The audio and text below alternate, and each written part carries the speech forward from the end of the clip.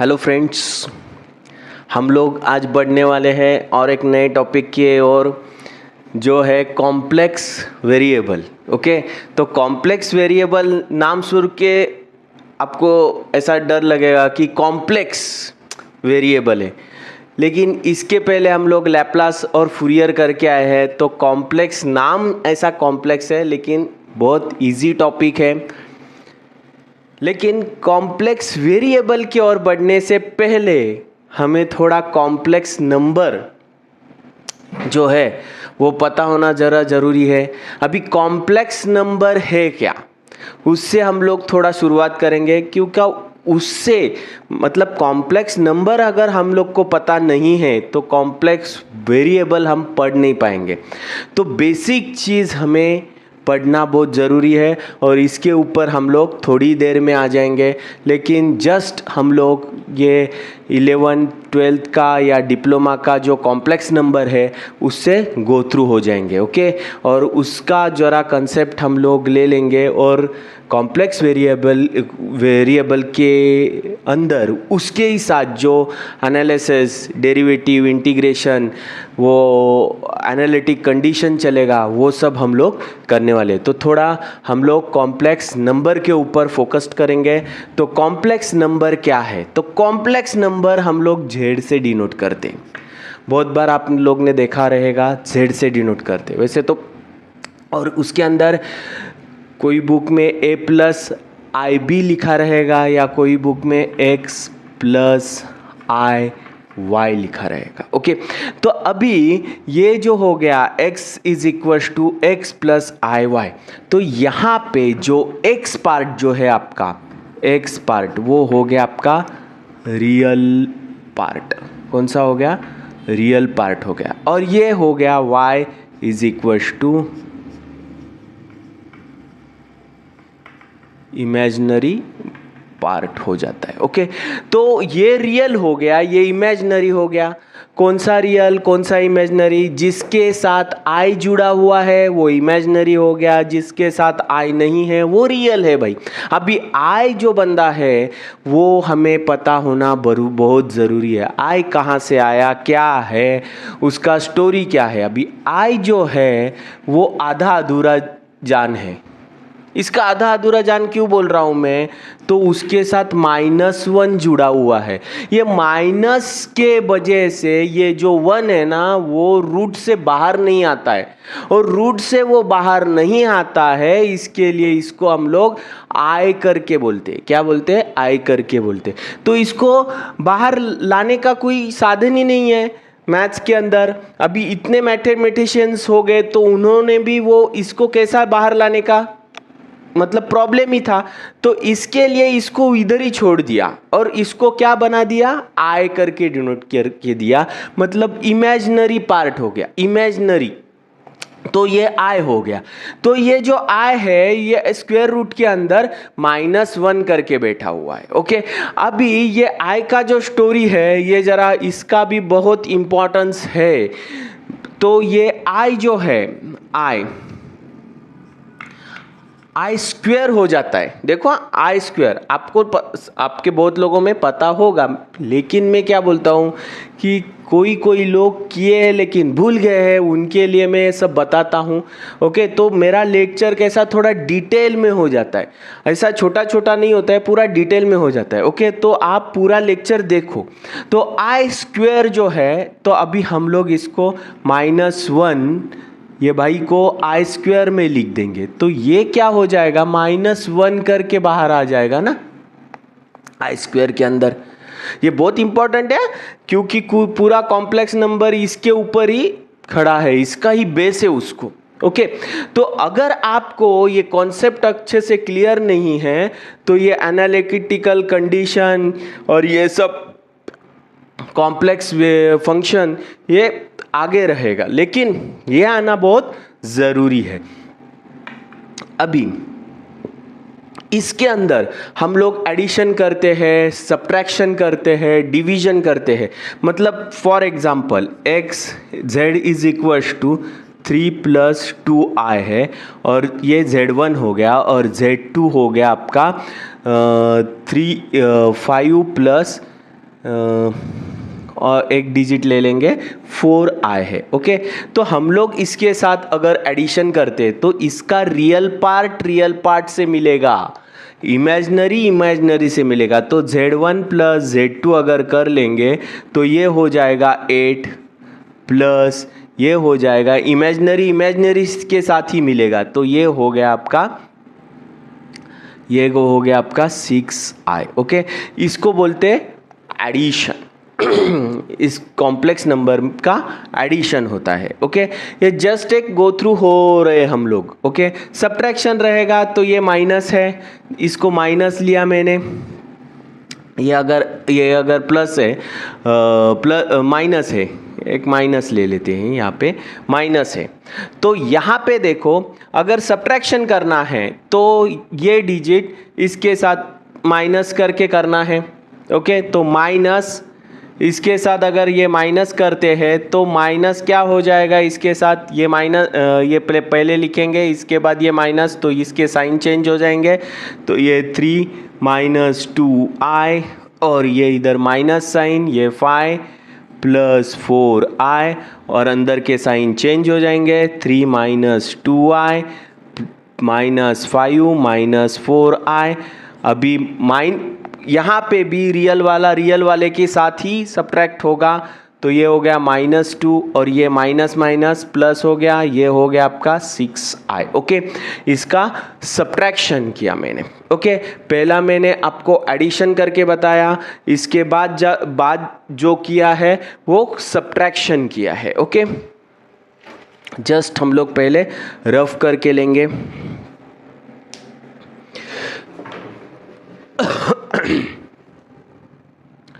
तो यहां पे ये सब्ट्रैक्शन हो गया। इनके अंदर डिवीजन और मल्टीप्लिकेशन भी वैसे ही करते। अभी तो ये कॉम्प्लेक्स नंबर के अंदर हम लोग बात कर रहे हैं पहले, क्योंकि कॉम्प्लेक्स नंबर का कॉन्सेप्ट अगर पता होता है, क्योंकि एडिशन और सब्ट्रैक्शन किसके साथ होता है वो भी कभी कभी हम लोग भूल जाते हैं, इसके लिए ये आपको करके दिखाया है। वापस से हम लोग आएंगे आई के स्टोरी के ऊपर। अभी ये आई का स्क्वायर हो गया, कभी कभी आई का ऐसा भी भाई इतना डिजिट भी हो जाता है 50, कितना आई का 50, आई रेस टू द पावर 50। तो आई रेस टू द पावर 50 उसको डरने का नहीं है बिल्कुल। तो उसको क्या करना है, आई इसमें से स्क्वायर बाहर निकालना है, 2 डिजिट आना मांगता है, 2 नंबर आना मांगता है। तो 2 आ गया, इसके बाद उसका 2 इंटू क्या आ जाएगा 25, तो 50 बनेगा, बराबर है। अभी 2 का आई का जो स्क्वायर है उसका वैल्यू हमेशा -1 ही आता है, क्योंकि स्क्वायर से ही ऐसा -1 मिलता है। तो ये लिखना है, इसके बाद इसके ऊपर 25 लिखना है। अब ये 25 ऑड है या इवन है, क्या है, ऑड है या इवन है, वो हमें पहले क्या करना है, डिसाइड करना है, ऑड है या इवन है। तो ये क्या है, ऑड है बंदा, तो हमें क्या करना है, ऑड है तो -1 हो जाएगा। क्या हो जाएगा, -1 हो जाएगा। ओके, अभी सपोज मैं इसको आई रेस टू द पावर 60 बना देता हूँ, तो ये हो जाएगा i² इंटू 30, ये हो गया आपका -1 और ये 30। अभी 30 इवन है, अभी 30 इवन है तो ये +1 हो गया। ओके, जस्ट ये कॉन्सेप्ट हम लोग क्लियर करके ले रहे हैं। यहाँ पे भी देखो, अगर अभी यहाँ पे डिजिट देखो तो ये 101 हो गया भाई, अभी 101 हो गया। ऐसा कभी आता है, मतलब 101 है और डिजिट इसके ही अंदर है, स्टार्टिंग में ये और डिजिट है, तो उसको हमें क्या करना है, तो पहले ही एक वैल्यू बाजू में रख के उसको इवन में करना है। तो ये हो जाएगा I raise to the power 100 into I raise to the power 1। तो 1 हम कभी लिखते नहीं है, तो आई लिख देंगे खाली। इसके बाद जो बचा हुआ है तो वो इवन में चला जाता है। तो इवन में चला जाने के बाद उसमें से स्क्वायर निकालो, बचेगा क्या 50 इंटू आई। अभी ये स्क्वायर का होने वाला है -1 और उसका 50 इंटू आई इंटू आई। तो ये हो गया आपका माइनस है और ये इवन डिजिट है ऊपर, तो आपका 1 आएगा, 1 इंटू आई। तो आई फाइनल वैल्यू आ जाएगी आई। ओके, इस तरह से हम लोग इसका वैल्यू निकाल सकते हैं, क्योंकि इसका कभी कभी हम लोग को ज़रूरत पड़ता है जब भी हम लोग एनालिटिक कंडीशंस अप्लाई करके सॉल्व करेंगे, उसके अंदर ये सब चीज़ आती है। ओके, तो पहले ये आई का जो कॉन्सेप्ट है ये क्लियर होना बहुत ज़रूरी है।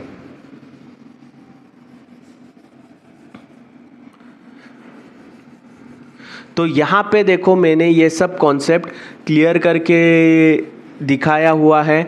मतलब आई का कंडीशन क्या आता है, तो आई जो आता है वो इमेजिनरी पार्ट के अंदर आई इज इक्वल्स टू -1 करके आता है। ओके, और आई स्क्वायर कर भी यहाँ लिख के रखता हूँ, -1 स्क्वायर रूट से बाहर निकल के आता है। ओके, ये तो हो गई इसकी एडिशन, सब्ट्रैक्शन और आई का जो रेस्ट है उसके ऊपर। और आई का रेस्ट ये करने के लिए आप इंडाइसिस के जो रूल है वो आपको थोड़े पता होने ज़रूरी है, वो यूज़ करने हैं आपको। ओके, तो वो जो है वो फर्स्ट जो लैप्लास का फर्स्ट इंट्रोडक्टरी लेक्चर था उसके अंदर वो सब कॉन्सेप्ट हम लोग ने क्लियर करवा के लिए हुए हैं। आपको अगर मेरा ये लेक्चर के अंदर कोई डिफरेंशिएशन या ये रूल्स अगर ज़रूरी पड़ते हैं तो वो लेक्चर आप जाके इंडाइसेस के रूल्स अगर मांगते हैं तो आप उधर जाके देख सकते हो। ओके, तो अभी हम लोग आगे बढ़ेंगे इसके फॉर्म्स की ओर, मतलब different way of representation of the complex number. तो बहुत बार हम लोग ने वो सब किए हुए हैं, लेकिन कभी कभी क्या होते हैं भूल जाते हैं। तो वहाँ पे अगर z is equal to x plus I y x plus I y, इसको बोलते हैं हम लोग कार्टेशियन फॉर्म। क्या बोलते हैं इसको? Cartesian form. और इसके बाद ये जो z है, z is equal to r into cos theta plus i sine theta, इसको बोलते हैं पोलर फॉर्म। कौन सा बोलते हैं? Polar form. और नेक्स्ट करेंगे exponential form, z is equal to r into e raise to i theta, इसको बोलते हैं एक्सपोनेंशियल। एक्सपोनेंशियल क्यों? ई रेश टू समथिंग है इसके लिए। अभी ये जो है ई raise to i theta, e raise to i theta is nothing but what? Cos theta plus i sine theta हो जाएगा। यह आपने पूरा पढ़ा हुआ है कॉम्प्लेक्स नंबर के अंदर, कैसा आता है क्या आता है, उसके डेरिवेशंस भी हम लोग ने किए वहाँ पे। तो जस्ट हम लोग ने जो फॉर्म पढ़ रहे हैं वो कौन सा है? Cartesian form, z is equal to x plus I Y, और इसके बाद z is equal to r cos theta plus i sine theta, और z is equal to r e raise to i theta, और e raise to i theta जो exponential है उसका ये है। ओके, तो इसके जो फॉर्म्स है कॉम्प्लेक्स नंबर के ये यहाँ पे मैंने बता दिए हैं। ओके, अभी हम लोग जो बढ़ेंगे वो जो इस अभी यहाँ पे देखो z is equal to x plus I y, ये आपका कॉम्प्लेक्स नंबर हो गया। लेकिन कॉम्प्लेक्स कॉन्जुगेट बोला जाता है। क्या बोला जाता है? Complex conjugate. तो कॉम्प्लेक्स कॉन्जुगेट को डिनोट करते हैं ऐसे, इसके ऊपर एक ऐसा बार लिख देते हैं। z के ऊपर एक बार लिख देते तो वो हो जाता है कॉम्प्लेक्स कॉन्जुगेट। अभी कॉम्प्लेक्स कॉन्जुगेट के अंदर होता क्या है देखो, तो कॉम्प्लेक्स कॉन्जुगेट के अंदर जो इमेजिनरी पार्ट जो रहता है आपका, उसका साइन चेंज हो जाता है। तो उसका साइन अगर इधर माइनस है तो प्लस हो जाएगा, यहाँ पे प्लस है तो यहाँ पे क्या हो जाएगा देखो, यहाँ पे आई वाई, मतलब अगर ये x प्लस आई वाई है तो इसका वैल्यू क्या हो जाएगा, x minus i y. For example 3 plus 4i है, z इज इक्वल टू, तो ये z इसका कॉम्प्लेक्स कॉन्जुगेट हो जाएगा 3 माइनस 4i। ओके, मतलब यहाँ पे प्लस साइन है तो इमेजिनरी पार्ट का जो साइन है वो चेंज हो जाता है और वो क्या होता है, माइनस आई हो जाता है। ओके, तो यहाँ पे देखो हम लोग ने कॉम्प्लेक्स नंबर के अंदर थोड़ा स्टडी करके लिया प्रीवियस इसके बारे में, और इसके अंदर जब भी कॉम्प्लेक्स फंक्शन और ये कॉम्प्लेक्स वेरिएबल के हम लोग लेक्चर लेंगे, उसके अंदर जैसे हम लोग को ज़रूरत पड़ेंगे तो वहाँ पे भी हम लोग रिवाइज करके लेने वाले। लेकिन स्टार्टिंग में उसका थोड़ा बहुत तो मालूमात होना ज़रूरी है, इसके लिए मैंने पहले इसको आपको रिवाइज करवा के लिया है। ओके, अभी इसके बाद कॉम्प्लेक्स फंक्शन के अंदर हम लोग आने वाले हैं। कॉम्प्लेक्स फंक्शन में सम सॉल्व करते वक्त हमेशा आपको कॉम्प्लेक्स फंक्शन के कॉम्प्लेक्स फंक्शन क्या है ये तो पता होना ज़रूरी है।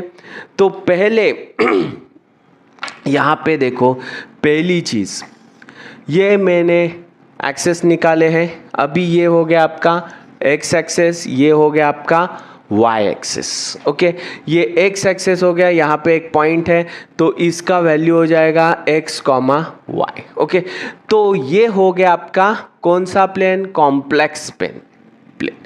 तो ये कॉम्प्लेक्स प्लेन मतलब z प्लेन हो गया प्लेन। अभी z प्लेन के अंदर, z प्लेन मतलब z is equal to x plus I y हो गया। ओके, ये x z is equal to x plus I y का कंडीशन हो गया, ये आपका z प्लेन हो गया। वैसे ही इसके अंदर हम लोग अभी लिखने वाले हैं वो है w प्लेन।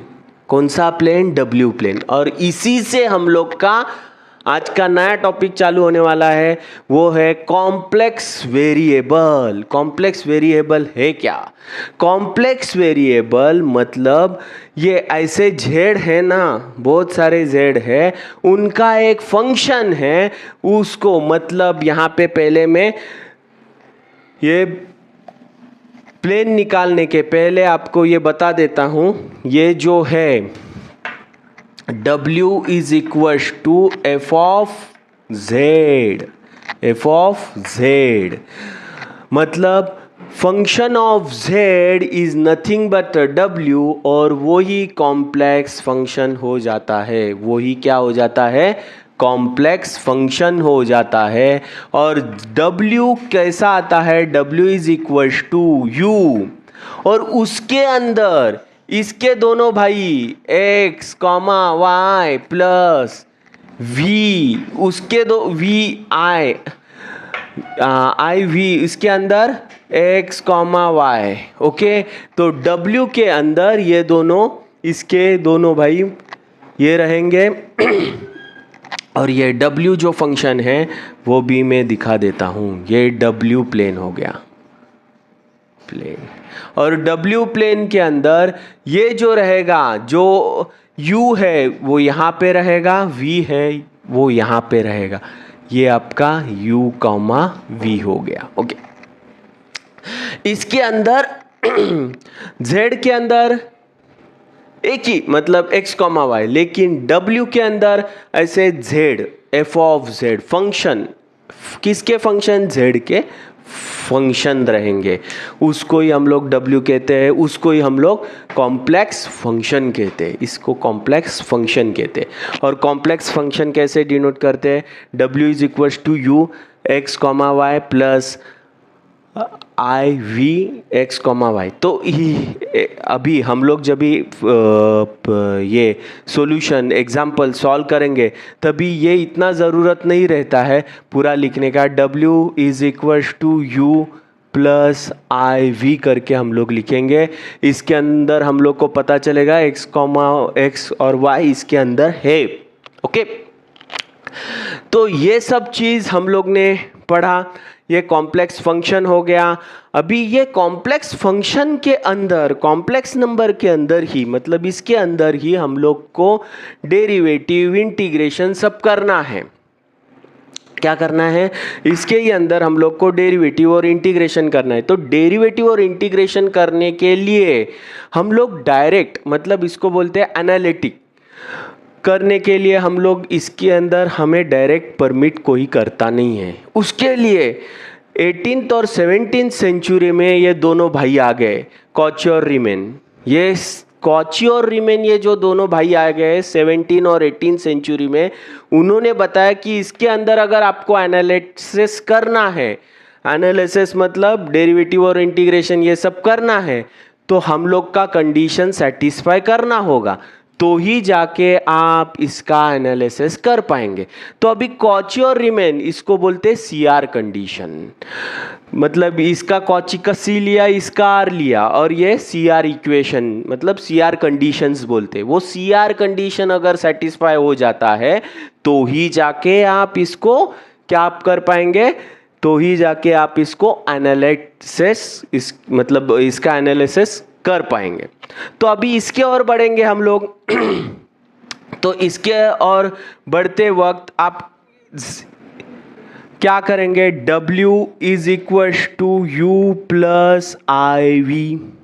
ये तो अपना W हो गया, यहाँ पे लिख लिया है मैंने। तो अगर इसको हम लोग ऐसा भी लिख सकते, f ऑफ z। ओके, ऐसा भी लिख सकते, कुछ प्रॉब्लम नहीं, W लिखो या f ऑफ z लिखो। अभी ये कंडीशन के और हम लोग बढ़ेंगे, किसके? ये कॉची रीमैन्स का सीआर इक्वेशन जो है, इन्होंने जो कंडीशन दिया है, इसके लिए हम लोग बढ़ेंगे। तो यहाँ पे देखो, वो कंडीशन आपको बहुत इंपॉर्टेंट है एग्जाम के अंदर, उसके बहुत सारे सम आपको पूछे जाएंगे। लेकिन कंडीशन गलत हो गई तो क्या आप वो सॉल्व नहीं कर पाएंगे। तो यहाँ पे देखो, डेल्टा यू मतलब यू को एक्स से डिफरेंशिएट करो, वही यू को delta u upon delta y से डिफरेंशिएट करो। देखो, पहले ही यू को एक्स से डिफरेंशिएट करो, वही यू को आप पहले, मतलब इमेजिनरी पार्ट को आप वाई से डिफरेंशिएट करो। बाद में delta v upon delta x, v को ले लो, उसको x से डिफरेंशिएट करो। इसके बाद delta v upon delta y लिखो। ओके, मैं जैसा लिखा है वैसे ही लिखना है, तो जाके आप इसका कंडीशन अच्छे से याद रख पाएंगे या भूलेंगे नहीं। देखो, u को x से डिफरेंशिएट करो, u को y से डिफरेंशिएट करो, v को x से डिफरेंशिएट करो। ओके, ये करने के बाद अभी आपको क्या सिंपल टेक्निक लगानी है? क्या सिंपल टेक्निक? मैं एरो दिखाता हूँ ब्लू पेन से। तो ये हो जाएगा आपका, इसके साथ ये जुड़ेगा, मतलब delta u upon delta x is equal to delta v upon delta y. Cauchy, ये सीआर इक्वेशन का एक कंडीशन मिल गया। इसके बाद इसको क्रॉस में करता हूं अभी, तो ये हो जाएगा delta u upon delta x is equal to minus delta v upon delta u upon delta x y minus delta v upon delta x. ये इसके साथ, ये इसके साथ, लेकिन इसके साथ लेते वक्त उसको माइनस साइन लेना है। ओके, ये कॉची रीमैन्स का कंडीशन है और इसको हम लोग CR कंडीशन बोलते हैं। ये अगर सेटिस्फाई होता है तो जो वो फंक्शन दिया हुआ रहेगा एफ ऑफ जेड का, जो फंक्शन दिया हुआ रहेगा उसके साथ हम लोग एनालिसिस कर पाएंगे, मतलब डेरिवेटिव निकाल पाएंगे, इंटीग्रेशन निकाल पाएंगे उसका। ओके, अदरवाइज ये कंडीशन सेटिस्फाई नहीं होता है तो उसके अंदर हम लोग नहीं बढ़ पाएंगे।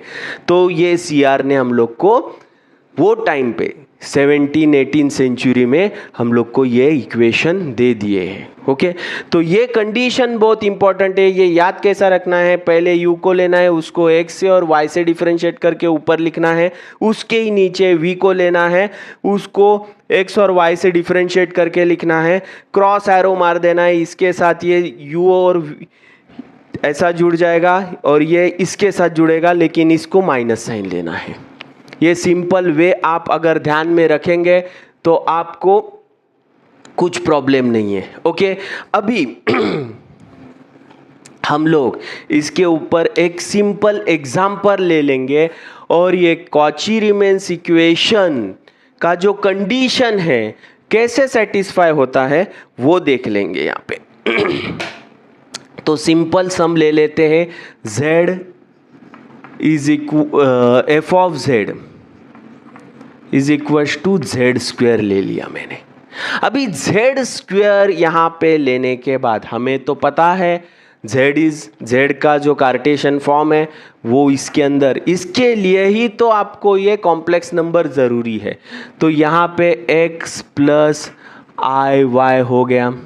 ओके, अभी इसका स्क्वायर कर लिया। अभी ये हो गया आपका F of Z.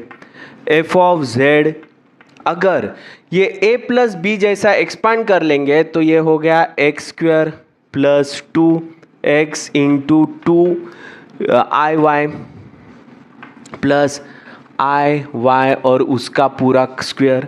a plus B का फॉर्म यहाँ पे यूज़ किया हुआ है। अभी X square plus 2xy into I plus ये हो गया आई स्क्वायर और ये हो गया वाई स्क्वायर। यहाँ पे X square plus 2xy into I और ये आई स्क्वायर हमेशा क्या होता है -1, तो यहाँ पे माइनस साइन आ जाएगा और ये हो गया आपका वाई स्क्वायर। तो यहाँ पे देखो किसके साथ आई जुड़ा हुआ है, इसके साथ ही आई जुड़ा हुआ है। तो ये पार्ट इमेजिनरी हो गए, ये दोनों पार्ट के साथ आई जुड़ा हुआ नहीं है तो वो क्या हो गया, रियल पार्ट हो गया। तो x square minus y square ये रियल हो गया और 2xy इंटू आई ये इमेजिनरी हो गया। ओके, अभी हम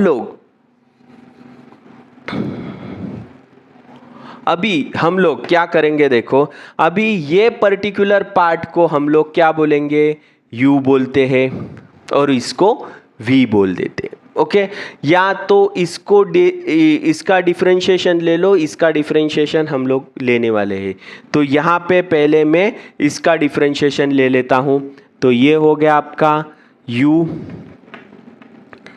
और इसके साथ कंपेयर करेंगे तो ये हो गया आपका u और ये हो गया u प्लस आई वी। तो u क्या हो गया आपका x square minus y square और v क्या हो गया आपका 2xy। ओके,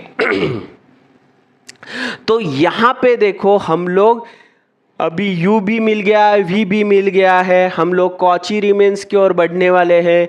तो u को पहले x और y से डिफरेंशिएट करेंगे।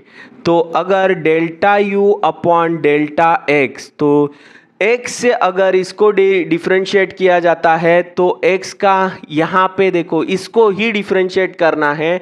तो ये हो गया 2x, ये अपना फॉर्मूला डेरिवेटिव का x raise to the power n, तो वो क्या होता है n x raise to the power n minus 1, वही फॉर्म हम लोग ने यहाँ पे यूज़ किया है।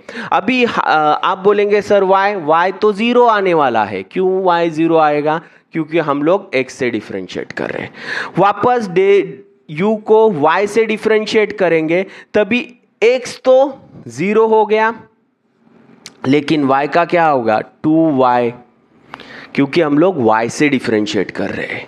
अभी delta v upon delta x, अभी x यहाँ पे देखो, x को हम लोग डिफरेंशिएट करेंगे तो x का डेरिवेटिव 1 आएगा, लेकिन बचेगा क्या 2y। Delta v upon delta y का डिफरेंशिएट करेंगे, इसको करेंगे तो यहाँ पे y को करेंगे तो y 1 आएगा, तो बचेगा क्या 2x। ओके तो इसको जरा अच्छे से लिखता हूं तो ये हो गया -2y। हमारा जो कॉची रिमेन्स वाला जो कंडीशन है उसकी तरफ हम लोग बढ़ेंगे। तो यहाँ पे देखो delta u upon delta x, इसका वैल्यू क्या है, इसका वैल्यू 2x है, और वही वैल्यू इसका है क्या जो हम लोग ने कंडीशन बताया हुआ है, जैसे हम लोग ने यहाँ पे किया है। इसके जिससे इसका वैल्यू है क्या है, इसका वैल्यू है तो delta v upon delta y बराबर आ गया। दूसरा कंडीशन यहाँ पे देखेंगे तो ये और ये क्रॉस में चलेंगे तो वो भी कंडीशन आ रहा है। देखो क्या है, delta v upon delta x is equal to, ये माइनस साइन है इसका, तो ये माइनस साइन इसको दे देंगे और ये क्या रखेंगे delta v upon delta y। तो यहाँ पे देखो ये कंडीशन हमारा यहाँ पे सेटिस्फाई हो रहा है। क्या हो रहा है, सेटिस्फाई हो रहा है। ये कंडीशन सेटिस्फाई होता है तो हम लोग उसके अंदर लिख देते हैं एनालिटिकल कंडीशन इज सेटिस्फाइड, और इसके साथ हम लोग डेरिवेटिव कर पाएंगे। इसके साथ हम लोग क्या कर पाएंगे, डेरिवेटिव कर पाएंगे। तो f of z is equal to z square है, इसका अगर हम लोग डेरिवेटिव कर पाएंगे तो इसको डिफरेंशिएट z से तभी कर पाएंगे। तो इसका सिंपल डेरिवेटिव क्या आएगा, यही अपना जो डी बाई डी एक्स वाला जो फॉर्मूला है वही यूज़ करेंगे। n आगे आएगा मतलब 2 आगे आएगा, z 2 माइनस 1, तो ये हो गया आपका 2z, z का वैल्यू इधर 1 ही आएगा, तो 2z अपना आंसर आ पाएगा। लेकिन ये कब कर पाएंगे, जब भी ये कंडीशन सेटिस्फाई होगा, मतलब इनका परमिशन लेना पड़ेगा, इन्होंने दिया हुआ कंडीशन का, तभी जाके ये हम लोग कर पाएंगे, अदरवाइज हमें परमिट नहीं कर सकेगा। इसलिए ये कॉची रिमेन्स वाला जो CR वाला जो इक्वेशन है उनका जो कंडीशन है इसको इम्पोर्टेंस है। ओके तो यहाँ पे देखो, यहाँ पे सब मैंने ये सब बनाया हुआ है। आप ये पहला सम मतलब एक सिंपल वाला एक ऐसा एक एग्जाम्पल यहाँ पे लेके मैंने क्या करना है हमें एग्जैक्टली तो ये मैंने आपको यहाँ पे बता के दिया हुआ है। और अगले लेक्चर के अंदर हम लोग इसके ऊपर एनालिटिक कंडीशन सेटिस्फाई करने के बाद जो आपके इसमें एग्जाम्पल है जो सिलेबस के अंदर उसके अंदर अब बढ़ने वाले। अगर आपको इसके अंदर कोई डाउट है और कोई क्वेश्चंस अराइज होता है या तो आपको कॉम्प्लेक्स नंबर के इसमें कोई डिफ़िकल्टी है तो आप मेरे को कमेंट बॉक्स में कमेंट करके ज़रूर पूछ सकते हैं। और अगर मेरा वीडियो आपको अच्छा लगता है तो आप लाइक और शेयर ज़रूर करना और इसका स्क्रीनशॉट आप पहले ले लो। और thanks for watching my video.